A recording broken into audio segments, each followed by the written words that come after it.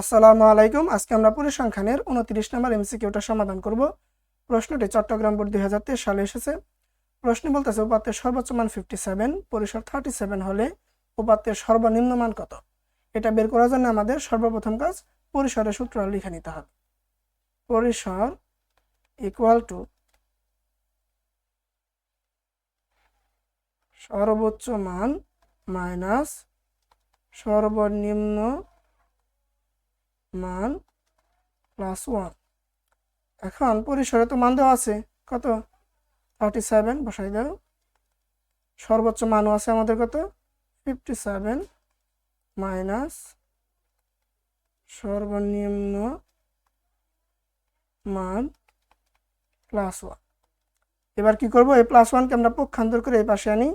এই পাশে যে আছে তার ডান পাশে চিহ্নটা চেঞ্জ হবে, প্লাস থেকে -1 হয়ে যাবে। আর এখানে 57 যা ছিল তাই মাইনাস সর্বনিম্ন মান। ওকে, এবার কাজ কি? আমরা এই সর্বনিম্ন মানকে মাইনাস সর্বনিম্ন মানকে পক্ষান্তর করে ডান পাশে আনি, তাহলে প্লাস সর্বনিম্ন মান। আর এখানে 57 যা ছিল তাই, এখানে দেখো এটা যদি আমরা প্লাস মাইনাসে মাইনাস করি তাহলে 36 হবে, এটা প্লাসের হবে। আর এটা যদি পক্ষান্তর করে ওই পাশে পাঠাই দেই -36।